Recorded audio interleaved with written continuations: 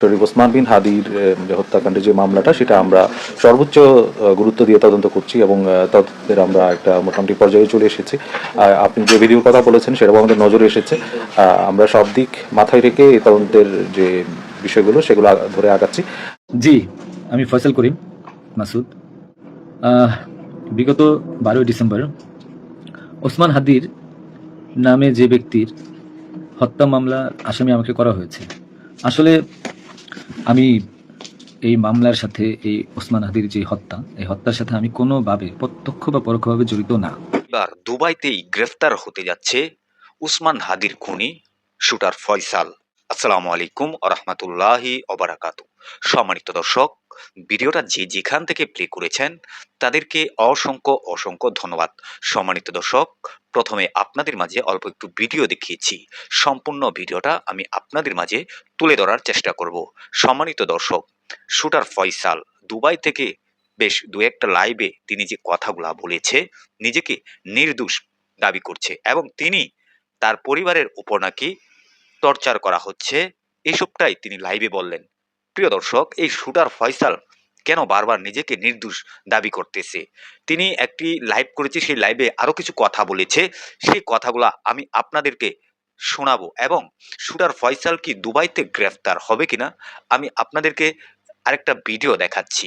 Police কি বললেন shooter ফয়সালের video দেখে, শুটার ফয়সাল কি দুবাই থেকে গ্রেফতার হবে কিনা আমি দুটো ভিডিও দেখাচ্ছি, শুটার ফয়সালের কথাগুলো শুনেছি এবং পুলিশের কথাগুলো শোনাচ্ছি। আপনারা সম্পূর্ণ ভিডিওগুলো দেখে আপনাদের মূল্যবান মন্তব্য কমেন্টে কমেন্ট করে জানাবেন। চলেন আগে আমরা সম্পূর্ণ ভিডিওগুলো দেখে আসি। জি, আমি ফয়সাল করিম মাসুদ। বিগত 12 ডিসেম্বর ওসমান হাদির নামে যে ব্যক্তির হত্যা মামলার আসামি আমাকে করা হয়েছে, আসলে আমি এই মামলার সাথে এই ওসমান হাদির যে হত্যা, এই হত্যার সাথে আমি কোনোভাবে প্রত্যক্ষ বা পরোক্ষভাবে জড়িত না। এটা পুরোটাই একটা মিথ্যা বানোয়াট একটা নিউজ বা যেটাই বলেন আসামি আমাকে করা হয়েছে। করার পিছনে বেশ কিছু কারণ আছে, কারণ আমি তার প্রচারণায় ছিলাম। আমি তার অফিস বলেন, আড্ডাখানা বলেন, যেটাই বলেন আমি সেখানে ছিলাম। সেখানে থাকার পিছনে মূল কারণটা হলো, আপনারা জানেন যে আমি অ্যাপেল সফট আইটি নামে একটা প্রতিষ্ঠানের মালিক। বিগত 10-12 বছর ধরে এই প্রতিষ্ঠান আমি চালাচ্ছি। এই প্রতিষ্ঠান থেকে আমি প্রায় 20-30 কোটি টাকার কাজ করেছি উইদাউট তদবির, সুপারিশ ছাড়াই। কারণ আমি ব্যাটল অফ 71-এর প্রতিষ্ঠাতা। ব্যাটল অফ 71-এর মতো একটি গেম বানিয়ে আমি বাংলাদেশে জাতীয় পুরস্কারও পেয়েছি। আমি সফটওয়্যার ইঞ্জিনিয়ার, আমি এমবিএও করেছি। এখন কথা হচ্ছে সেটা না, কথা হচ্ছে যে আমি সেখানে কেন গেলাম। সরকার পতনের পর আমার ব্যবসা প্রতিষ্ঠানে অনেক লস হয়, যেখানে আমি ঋণগ্রস্ত হয়ে যাই। তো আমি কিছু কাজ, নতুন কাজ, আইটির কাজ জমা দিয়েছি। তো আমি তাদেরকে জমা দেওয়ার পর আমি দেখলাম যে তদবির সুপারিশ এখন দরকার হবে, কারণ যেহেতু আমার ব্যক্তিগত প্রোফাইলে এখন কোনো কাজ হচ্ছে না। তো আমি ওসমান হাদির ওখানে যাই, তার সাথে কথা বলি। বলার পর সে আমাকে আশ্বস্ত করে বলে যে সে আমাকে কাজ পাইয়ে দিবে। এই বাবদ সে 5 লাখ টাকাও চায়। আমি 5 লাখ টাকা দিই তাকে। নগদ চেয়েছিলাম, নগদই দিয়ে দিয়েছি। দেওয়ার পর সে আমাকে বললো, ভাই আপনি অ্যাজ এ ডোনার হিসেবে আপনি আমার যেই প্রোগ্রামগুলো হয় নির্বাচনী প্রচারণা, একটা অফিস দিয়েন বা প্রচারণে মাঝে মধ্যে একটু ছেলে পেলেরে হাদিয়া দিয়েন। তো সে হাদিয়াই বলে আসলে বেসিক্যালি। তো আমি এরপরে শুক্রবার আমাকে আসতে বলে, আমি প্রথম শুক্রবার তার সাথে যাই, প্রচারণা করি। সেই সুবাদে আমি আমার 2টা ছোট ভাই নিয়ে গিয়েছিলাম, যারা এলাকার লোকাল। তো এখন তাদেরকে হয়তো আসামি করা হচ্ছে, আমি জানি না। তারা কিছুই জানে না, যেমন আমি জানি না, তারাও জানে না। তো তারপর তাকে আমি 5,000 টাকা দিই। তার সাথে যে ছেলেটা আছে জাবের, তাকে জিজ্ঞাসা করলে জানতে পারবেন, সবার সামনে আমি দিয়েছি এবং হাদিয়া হিসেবে সে খুব হাসি মুখে এটা গ্রহণ করেছিল। তারপর ওই দিনের খাওয়া দাওয়া শেষ, প্রোগ্রাম শেষ, আমরা চলে আসি। এরপর আমি আমার ব্যক্তিগত কাজে নানা কাজে ব্যস্ত ছিলাম। হাদি একদিন ফোন দিয়ে আমাকে বলে, ভাই 16 ডিসেম্বর আসছে, আপনার সাথে কিছু কথা আছে, আপনি আসে। তার হোয়াটসঅ্যাপ মেসেজটা চেক করে দেখলে জানতে পারবেন।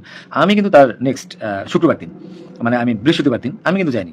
সে আমাকে ফোন দিয়ে নিয়েছিল যে আপনি আসেন, এসে আপনি দেখেন যে আপনার সাথে কিছু কথা আছে, আপনার কাজটার বিষয়ে কিছু কথা আছে, আর আমাদের 16 ডিসেম্বর প্রোগ্রামে আপনি একটু হেল্প লাগবে। তো আমি যাই।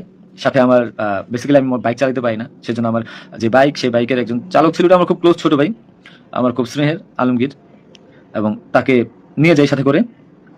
যাওয়ার পরে তার সাথে আমি পতাকা হবে 35 ইঞ্চি, 40 ইঞ্চি, 18 ইঞ্চি, এগুলো যাদেরকে জিজ্ঞাসা করলে পাবেন, তার সাথে লোক, তাদের সবাই যারা ছিল ওই সিসি ক্যামেরা যাদেরকে যাচ্ছেন সবাইকে জিজ্ঞাসা করতে পারেন।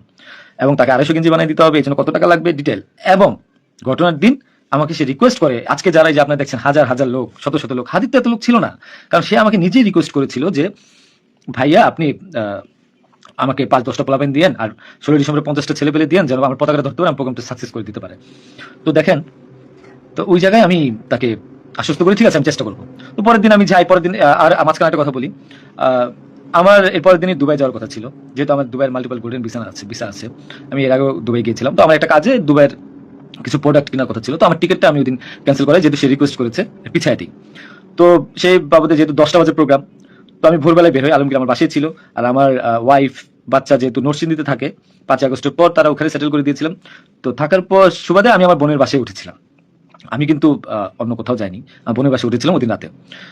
তো ওই বাইক নিয়ে যাই, যেহেতু বাইকটা আমার, আমি কিনেছি। তো এর নাম রেজিস্ট্রেশন হয়নি। তো আলমগীর বাইকটা চালায় আমাকে নিয়ে যায়। তো ভোরবেলা আমরা একটা উবার ডাকি, উবার ডেকে আমরা একটা রিসোর্টে যাই, এটাও সত্য। ওই রিসোর্টে যে মেয়েটা ছিল, মেয়েটা বেসিক্যালি আলমগীরের গার্লফ্রেন্ড। কারণ আলমগীর আমি দুবাই চলে যাওয়ার পর সে যেহেতু এলাকায় থাকতে পারছিল না, তার একটু বাইরে থাকতে হবে, তো মেয়েটা তার কাছে একটা হেল্প চায় বাসা ভাড়ার জন্য। তো আলমগীর তার গার্লফ্রেন্ড হেল্প করার জন্য বলে, ঠিক আছে তুমি আজকে দেখা করো, আজকে আমাদের অনেক কাজ, তোমার সাথে আমি পরে দেখা করতে পারবো না। তো আলমগীরের সাথে আমি যাই, যাওয়ার পর 8টা 9টার দিকে আমি আবার চলে আসি, কারণ আমার টিকিটটা ক্যান্সেল করতে হবে, আবার হাদির প্রোগ্রামে যেতে হবে, ছেলে পেলেও নিয়ে যেতে হবে। তো আমি প্রিপারেশন নিয়ে সকালবেলা চলে আসি। আসার পর এখানে যে মেয়েটা গার্লফ্রেন্ড বানানো, মিথ্যা বানোয়ার একটা প্রচারণা, মানে এর চেয়ে লেম জঘন্য কোনো কিছু হইতে পারে না এই দেশে। মানে আমাকে আসামি করেছেন, ভালো কথা করেন, কিন্তু এইরকম মিথ্যা মানুষের কলঙ্ক দেওয়ার কোনো মানে নেই। সতেরো জানেন ওই মেয়েটা গরিব একটা মেয়ে, মেয়েটাকে ফাঁসাচ্ছেন, মেয়েটাকে যে যা মন চায় তাই বলান। এখন কথা হলো যে আমি প্রোগ্রাম করেছি, হাদিকে যে ওইদিন কথা বলেছি, এবং ওই দিন আমি তাকে আবার 10,000 টাকা দিয়েছি, বলে আমাকে খাওয়াই দিয়েন। আমি আমার বাইক নিয়ে যাই, কে বা কারা এই হত্যাকাণ্ড ঘটেছে আমি জানি না। আমি 10 মিনিট আগে তার কাছে বিদায় নিয়ে চলে আসি। আসার পর আমি বাসায় আসি, যেহেতু আমি যাবো দুবাই, আমি টিকিট ক্যান্সেল করেছি। আপনার দুবাই টিকিট গুলো দেখতে পারেন। আমি একটু দেখাই একটা জিনিস আপনাদেরকে। এই যে দেখেন আমার দুবাইয়ের মাল্টিপল ভিসা। 1 মিনিট।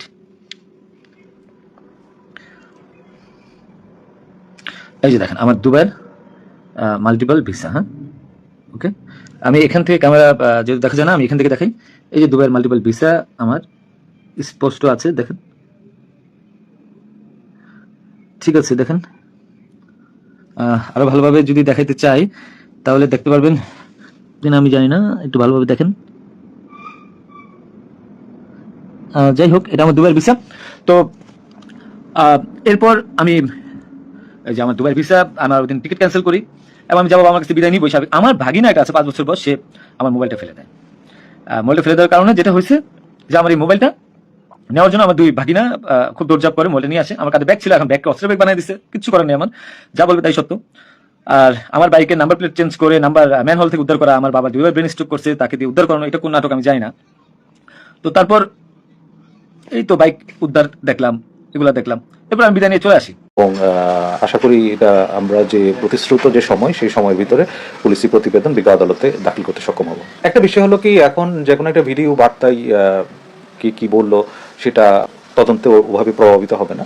তদন্ত তার যে স্বাভাবিক যে প্রক্রিয়া, সেই প্রক্রিয়াতেই চলবে। এবং কেউ যদি ধরেন কোনোভাবেই একটা জিনিস ক্লেম করে যে আমাকে বা আমার পরিবারকে এরকম হয়রানি করা হচ্ছে, আমরা সবকিছু করছি আমাদের গোয়েন্দা তথ্য এবং তদন্তে প্রাপ্ত তথ্যের ভিত্তিতে। অতএব এখানে আমরা আমাদের মূল উদ্দেশ্য হচ্ছে ঘটনার রহস্য উদ্ঘাটন করা এবং ঘটনায় যারা জড়িত, প্রকৃতভাবে জড়িত, তাদের বিরুদ্ধে আইনানুগ ব্যবস্থা গ্রহণ করা। আমরা যে এখন সোশ্যাল মিডিয়াতে আপনারা দেখেন নানা ধরনের তথ্য, নানা ধরনের ভিডিও এগুলো চলে আসে, সব কিছু আসলে গ্রহণ করার পূর্বে যাচাই বাছাই করতে হবে এবং এটা সত্যতা আছে কিনা সেটা যাচাই করতে হবে। এবং কেউ একটা কিছু বললে সেটা মনে করেন আমাদের তদন্তের জন্য কোনো একটা বাধা বা তদন্তে নেগেটিভলি প্রতিফলন হবে, এরকম আমি মনে করি না।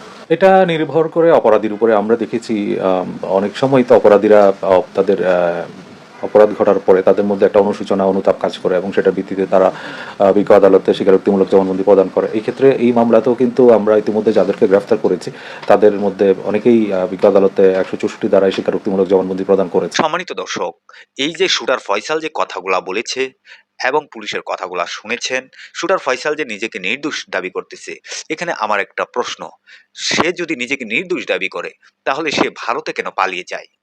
তাহলে সে বাংলাদেশেই থাকতে পারতেন। এটা হচ্ছে আমার প্রশ্ন। প্রিয় দর্শক, আমি মনে করি এই শুটার ফয়সাল উসমান হাদির ঘটনার সাথে পুরোপুরি জড়িত। সেটা আপনারা কি মনে করেন সেটা কমেন্ট বক্সে কমেন্ট করে জানিয়ে যাবেন, এবং আমরা দ্রুত যেন উসমান হাদির ঘটনার সাথে যারা জড়িত তাদেরকে যাতে দ্রুত আইনের আওতায় এনে শাস্তি দেওয়া হয়। আমরা যাতে এই শাস্তিটা দেখতে পাই। প্রিয় দর্শক, আপনারা কি চান অবশ্যই কমেন্ট করে জানিয়ে যাবেন।